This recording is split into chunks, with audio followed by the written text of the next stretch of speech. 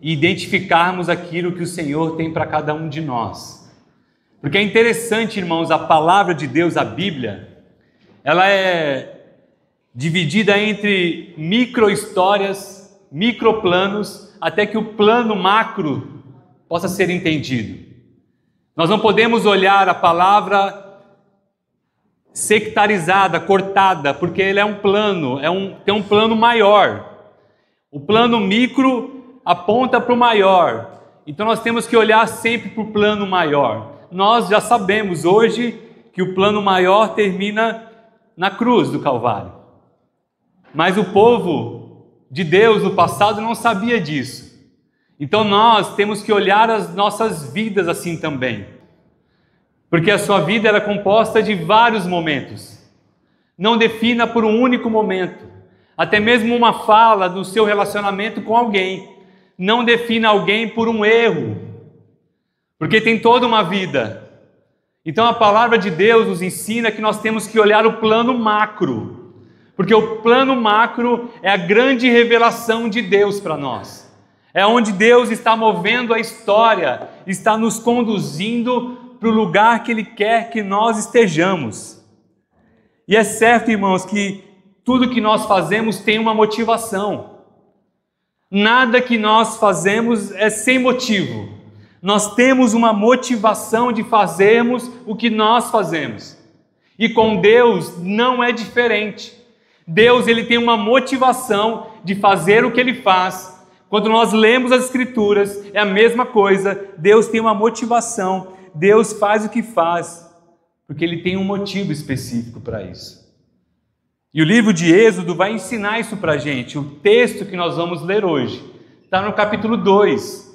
Se você puder abrir comigo, capítulo 2 de Êxodo, no versículo 23 e 25. Do 23 ao 25 nós vamos ler o texto que diz assim: muito tempo depois morreu o rei do Egito. Os israelitas gemiam e clamavam debaixo da escravidão, e o seu clamor subiu até Deus.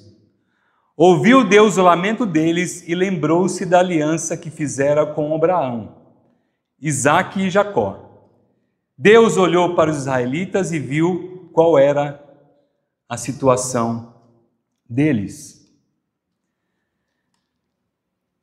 Nós podemos pensar neste momento onde Moisés já está um certo tempo fora do Egito, quase 20 anos, mas ao lembrarmos da história, para que chegasse nesse momento, nós temos que lembrar lá de Abraão, onde Deus faz uma promessa para Abraão, onde através da descendência dele, todos os povos da terra seriam abençoados. E aí o processo de Abraão começa. Lembram que o primeiro filho de Abraão, quem lembra do primogênito aí? Oi, gente. Ismael? Primeiro filho de Abraão, Ismael. E o segundo? Isaque. Isaque nasce e a promessa começa. De Isaque temos Esaú e Jacó. E aí Jacó faz um negócio lá, inverte as coisas. Esaú era primogênito, mas Jacó engana o pai dele e se torna o primogênito Jacó. E aí Jacó começa a sua descendência também. E a sua descendência começa a crescer. Os 12 filhos lá que vai gerar depois as 12 tribos. Mas tem um filho específico. José. E José era o queridinho do papai. O bonitinho, ganhava a melhor roupa, não pegava fila para ir no banheiro. Era o filho querido dele.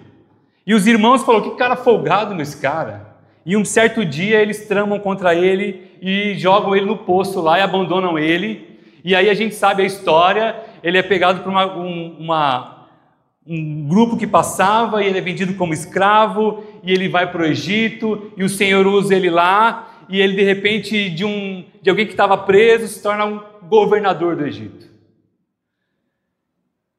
E aí os irmãos dele vai lá e ele faz um plano e os irmãos dele reconhecem que é ele, eles se perdoam, a família se une novamente e eles vão todo mundo morar no Egito. E eles começam a crescer lá demais. E aí começa o processo que vai dar entrada para Moisés na história. O povo começa a crescer demais e o faraó fala o seguinte: vamos controlar essa natalidade aí. Vamos matar todos os meninos que nascerem. Primeiro as parteiras já matem eles ali já e não deixam nem nascer. E um deles foi poupado, Moisés, e ele é criado pela filha lá do faraó. E a gente chega neste momento aqui, que na verdade um pouquinho antes, ele acaba sendo criado meio a meio, e ele reconhece um dia que um cara está açoitando um israelita, ele mata o egípcio, e aí ele vai e foge. E vai para essa terra de Midian que nós chegamos aqui agora. E esse texto é interessante que dá um salto ele. No versículo 23 que a gente começou a ler, do 22 para o 23, tem um tempo que passa ali. Então Moisés estava já 20 anos na terra de Midian, fugido. E ainda faltava 20 anos para que ele voltasse para a terra do Egito, porque ele vive 40 anos no Egito e 40 anos em Midian. Aqui ele está com 20 anos lá. O texto antes vai falar que ele teve um filho chamado Gerson, e a vida dele começa a desenrolar lá. Então o que acontece? Mas o rei morreu, o texto começa falando. E esse rei é exatamente o rei que tinha decretado os meninos. Então começa, olha o plano macro começando a desenvolver. Então Moisés que fugiu, porque o rei ia perseguir ele, o rei que mandou matar os meninos, agora esse rei está morto. Então Moisés pode voltar agora, porque agora ele não voltar mais como um fugitivo, mas como um profeta. Mas olha que interessante, ainda falta 20 anos ainda para ele chegar. E aí o texto vai desenrolando. Moisés, que escreve o livro de Êxodo, ele vai falar que o povo de Israel gemia e chorava porque mudou o rei, mas as perseguições aumentaram. Porque se antes era perseguido somente as crianças, agora também ele aumenta o trabalho. Se antes as crianças morriam no parto, agora o rei colocou dura serviço sobre ele, 24 horas de trabalho, para que eles não tenham tempo de fazer mais nada, nem de adorar, nem de cultuar, nada. E aí o povo começa a gemer e chorar, porque estão no ápice. Não é possível que nós vamos morrer aqui. E Moisés usa o verbo gemer e chorar 4 vezes em 3 versículos para enfatizar o quanto isso estava pesado para eles. E olha que interessante, destes versos, e que o povo se encontra debaixo de grande opressão e escravidão, é uma ferramenta de Satanás, para que eles não tenham tempo para nada. E isso hoje ainda acontece conosco. Existe um sistema que trabalha 24 horas para que eu e você não tenhamos mais tempo para nada. Quem já ouviu essa frase? Estou na correria. A gente escuta isso o tempo inteiro. E aí, meu irmão, como é que tá? Estou na correria. Estou sem tempo. O problema é que eu não tenho tempo. Eu até queria fazer isso, mas eu não tenho tempo. Então, essa estratégia não é nova, porque Faraó fazia a mesma coisa com o povo quando ele queria massacrar a crença deles, quando ele queria matar toda a esperança do povo, porque ter uma adoração, um tempo de culto, é tempo de esperança, irmão. Quando a gente vem aqui e a gente sente aquele louvor maravilhoso e Deus fala ao nosso coração, eu tenho certeza que você pensa assim: poxa, vai dar certo, eu vou sair dessa, o Senhor está comigo. Cultuar ao Senhor é ter a convicção de que Ele está conosco, e se Ele está conosco, não existem circunstâncias difíceis que não possam passar. Então, o povo gemia e chorava. E Moisés escreve que ao passar do tempo as circunstâncias iam só piorando. E as expectativas da esperança de dias melhores começavam a diminuir. E em meio àquela aflição, toda a maldade daquele rei, o povo encontra uma maneira de manter a esperança. Gemia e chorava. Olha que interessante, Moisés faz um contraste do poder do rei massacrando o povo e algo tão simples e singelo como um choro. Isso era o sinal de esperança do povo. O povo gemia e chorava, e o texto diz, no versículo 23, que o choro do povo subiu até o Senhor. É interessante porque a escravidão de toda a opressão é contrastada com esse poder. Então não existe, irmãos, se nós entendermos isso, não há opressão que possa tirar de nós os nossos lábios para adorar o Senhor, para orar, para declarar o nosso amor por Ele, ainda que seja com choro, com gemidos, porque nós temos um Deus que nos ouve. Não tem circunstâncias difíceis. Olha que interessante, o Salmo 50:15, há uma promessa, e eu tenho certeza que talvez, não certeza, que esses irmãos se apegaram a algumas coisas nesse sentido. O texto diz assim: clame a mim no dia da angústia, e eu o livrarei, e você me honrará. Certamente no coração dos hebreus estava essa promessa. Clama a mim no dia da sua angústia, e eu vou livrar você, e você me honrará.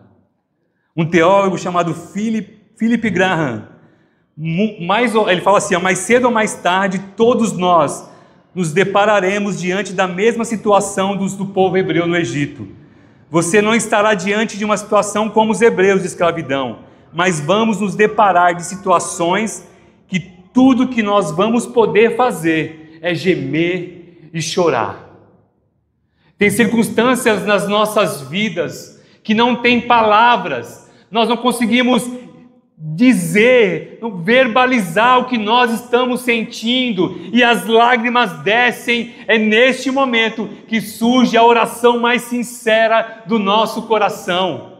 É nessa hora que nós nos derramamos diante de Deus, e Deus acolhe cada um de nós, porque foi isso que aconteceu com o povo de Israel. Um dos propósitos de Deus em nossas vidas, irmãos, é o que o apóstolo Paulo diz em Romanos 8: pois vocês não receberam um espírito que os escravize, para novamente temer, mas receberam um espírito que os adota como filhos, por meio do qual nós clamamos: Abba, Pai.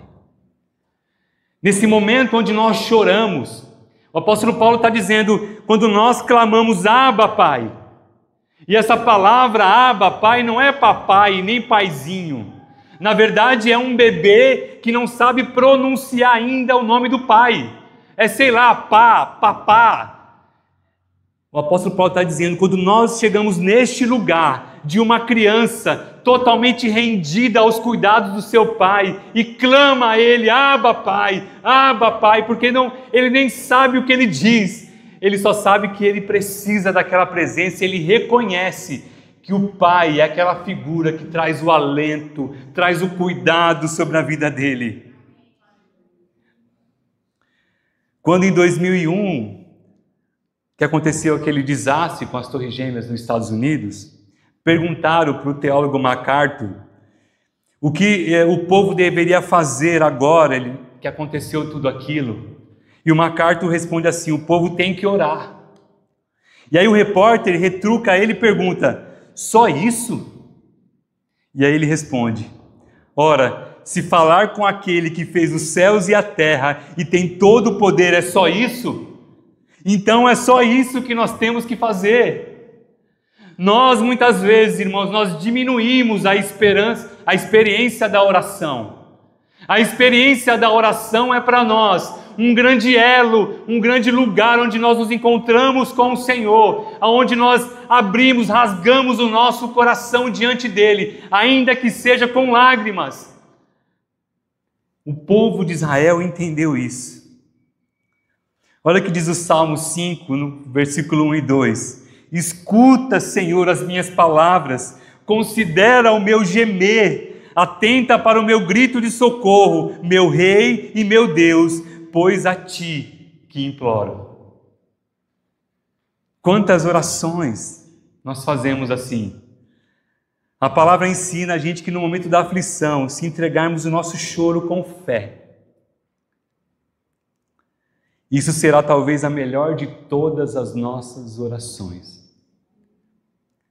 O apóstolo Paulo, ensinando sobre a ação do Espírito Santo, em Romanos 8, também no versículo 26, ele fala: da mesma forma, o Espírito nos ajuda em nossa fraqueza, pois não sabemos como orar, mas o próprio Espírito intercede por nós com gemidos inexprimíveis.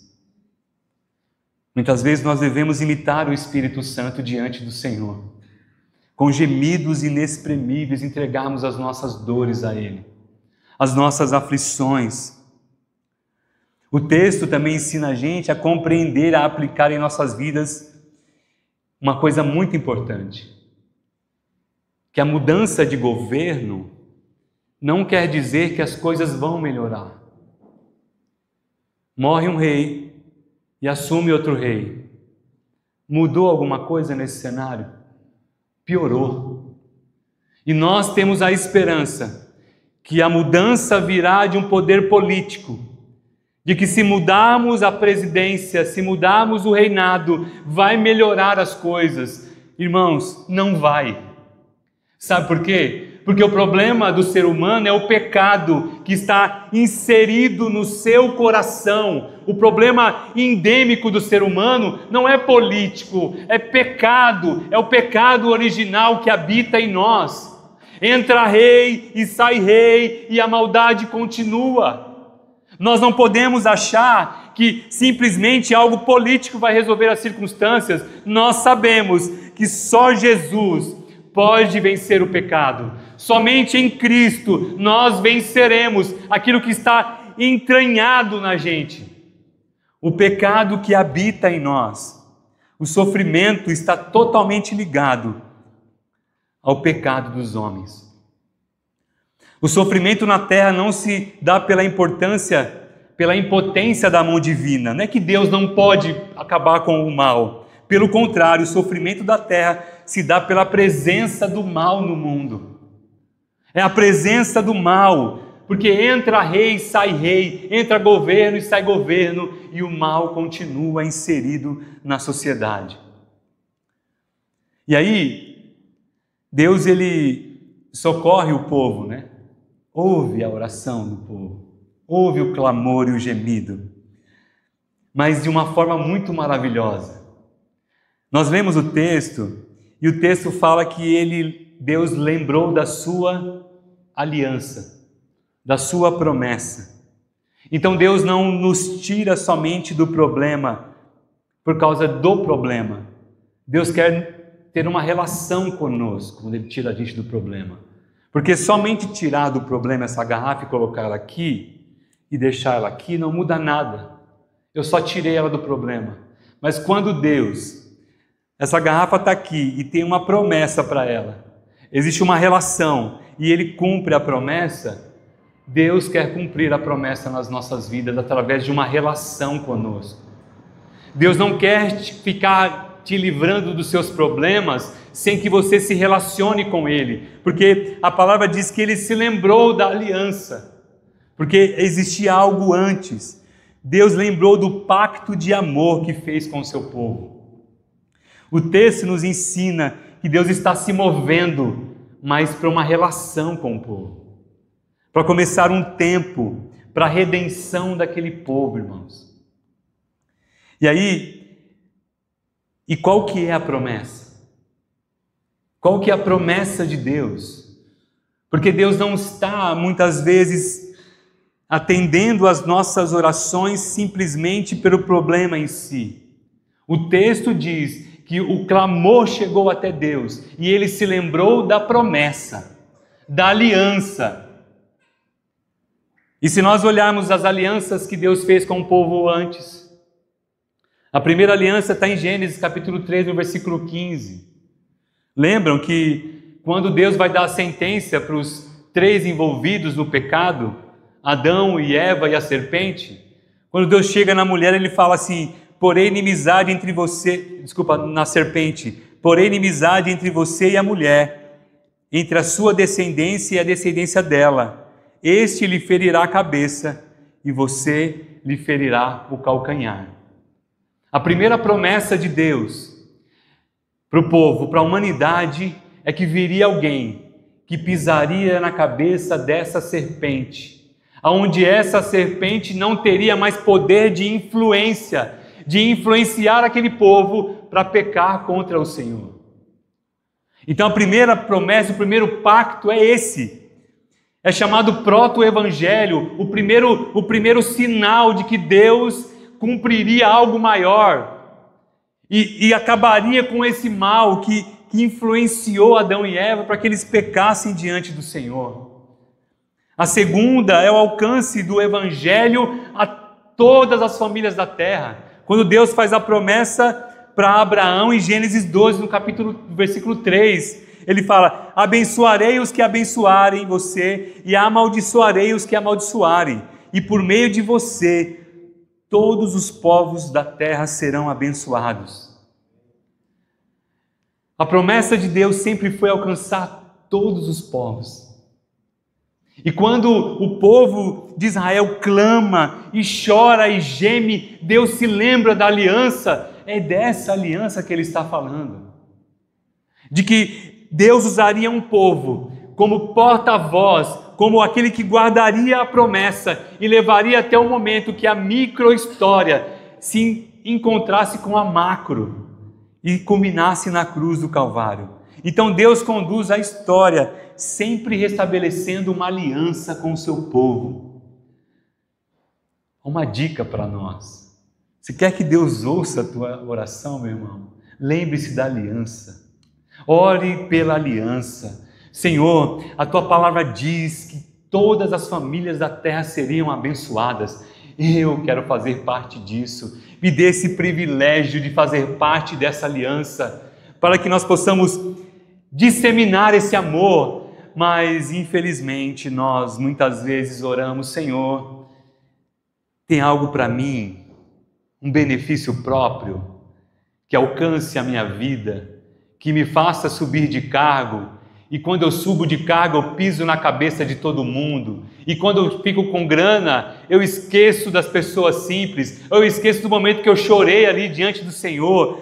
Não, irmãos, a nossa oração deve ser alicerçada na aliança, aonde Deus diz: através de você todos os povos da terra serão abençoados. Ou seja, a bênção de Deus não pode parar em você. Se você está orando por uma coisa que para em você, segundo esse texto, está difícil a gente encaixar aqui, viu?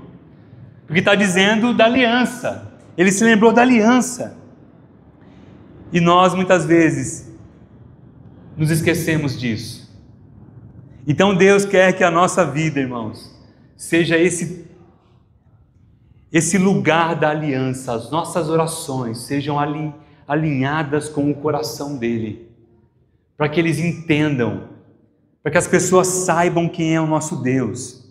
Porque o objetivo de Deus a libertar o povo hebreu não era uma libertação física, não era uma coisa específica para aquele plano, para aquele povo, para aquele tempo, para aquele reinado. Não, é uma história que está construindo uma história maior. Nós não podemos viver como se aqui fosse a última estação.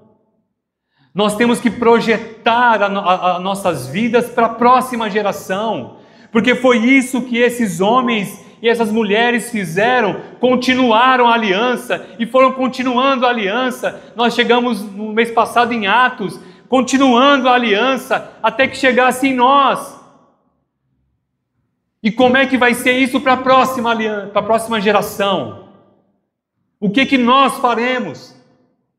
Estávamos hoje à tarde, uma galerinha, e o pastor Mateus, a gente estava junto, e os meninos vendo o meu filho, o filho do pastor Esdras, eles brincando e a gente falando: Senhor, que essa geração continue, que a gente veja eles um dia tocando aqui, pregando, e a gente velho aí sentado, se alegrando.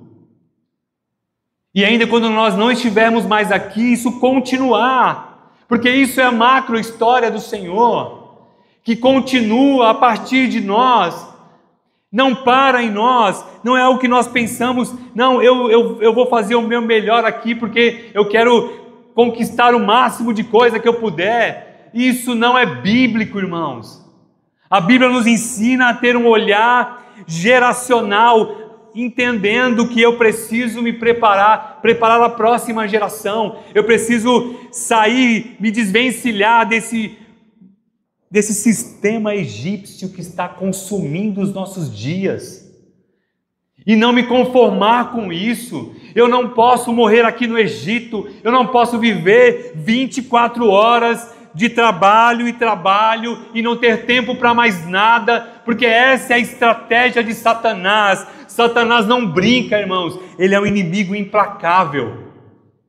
E ele está roubando as nossas vidas a partir do tempo, a partir de uma agenda que é colocada diante de nós, de um curso, de alguém que eu tenho que sentar com ele, que ele é muito importante para mim, porque vai alavancar a minha carreira. Espera aí, toma cuidado com isso, porque isso pode ser Egito na sua vida.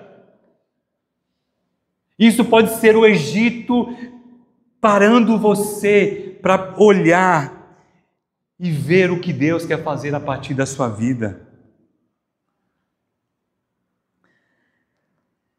Nós fomos redimidos para pertencer a Cristo. Fomos redimidos não para pertencer a nós mesmos. A bênção do Senhor sobre Israel não era herdar somente uma terra prometida, irmãos. Na verdade, era preparar o caminho para o Redentor da humanidade, que é Jesus Cristo. A nossa vida vai muito mais além do que qualquer coisa material. Existia um lugar para chegar, uma terra, mas chegando lá, a gente vê a promessa de Abraão, era toda a terra, era todas as famílias. Não parava lá em Canaã, não. Ele continuou e nós estamos aqui. Aqui nós temos um modelo do que seria feito no futuro. As hostes da maldade representada pelo Egito e Moisés como libertador representando Jesus Cristo. Nós precisamos de um libertador.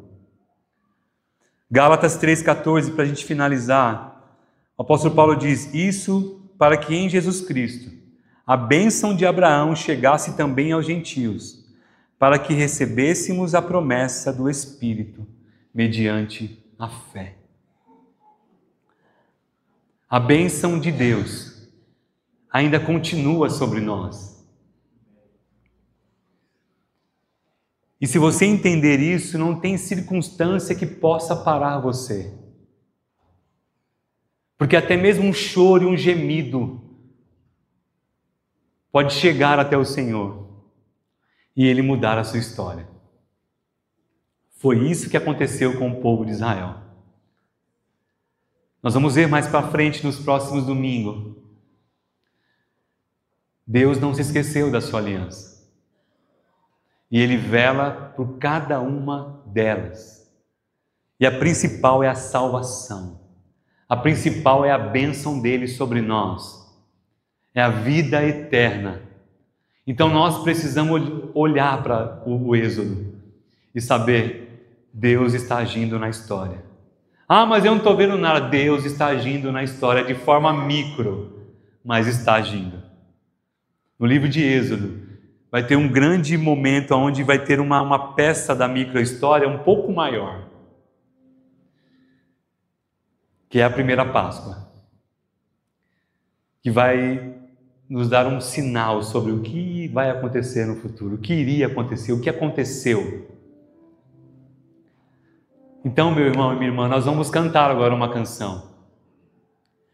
E se você tem se sentido pressionado por esse sistema que está roubando de você, talvez momentos importantes na sua vida, E não somente com Deus, mas também com a sua família. Talvez de olhar a vida de uma forma diferente, de fazer uma coisa que você goste, de viver.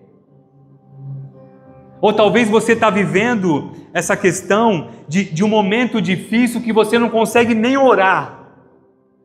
Você não consegue nem verbalizar o que você está sentindo. O texto ensinou a gente que Deus atende até gemidos, até choro. Deus, Ele consegue decifrar o teu choro. Deus está com você. De que Deus não está apático em algum lugar, não sei aonde, distante de mim, não. Deus está conosco. E Ele quer dar o escape para nós. Ele não quer deixar a gente sofrer nesse Egito aí, não. E nem no deserto. Deus quer resgatar a gente desse lugar e levar para uma terra que mana leite e mel, para você descansar lá por um tempo, mas você vai continuar. Tem mais coisa para você fazer. E Deus vai te usar poderosamente. E as suas próximas gerações lembrarão de você. Assim como o povo lembra na palavra o Deus de Abraão, o Deus de Isaac, o Deus de Jacó. Fala aí o Deus com o seu nome. É disso que a palavra está falando para a gente. Já pensou se o povo de Deus no Egito, diante de todo aquele sofrimento, falasse assim: quer saber? Vamos assumir esse negócio aqui, vamos virar escravo mesmo, vamos morrer aqui. Deixa isso para lá. Deixa essa aliança para lá, esse negócio aí está muito difícil aqui, está doendo. Já pensou nisso? Mas não. Eles gemiam e choravam, porque era uma forma de não se conformar com aquilo, de dizer: eu não me conformo com isso, não pode ser assim, isso não é tudo para mim não, minha vida não é só sofrer aqui nesse Egito não, eu sei que Deus tem algo melhor para mim, tem uma promessa que Ele fez para Abraão, e Ele disse que a bênção dele nos alcançaria. É sobre isso que o Êxodo está lembrando para a gente. Deus não se esqueceu de nós. E Ele cumpre a sua palavra, a sua aliança, a sua promessa para conosco. Nós não estamos sós. Feche os seus olhos, eu quero orar com você. Senhor, nós queremos te render graças, Pai. E te agradecer, Pai. Porque independente das circunstâncias externas, do momento que nós estamos vivendo, o Senhor está conosco. E o Senhor consegue ouvir e decifrar até mesmo o nosso choro, a nossa angústia, o nosso gemido, Pai. O Senhor sabe exatamente do que nós precisamos. Senhor, não nos deixe esquecer da promessa que o Senhor empenhou a cada um de nós, a cada um dos meus irmãos que aqui estão, a promessa que o Senhor fez a cada um de nós, de que nós seríamos uma bênção, Pai, que nós seríamos agentes de transformação neste mundo, que nós seríamos, Pai, instrumento das Tuas mãos sobre este lugar, Pai. É assim que eu oro, Senhor, nessa noite, grato a Ti, pela Tua palavra, por tudo que o Senhor é, em nome de Jesus. Amém.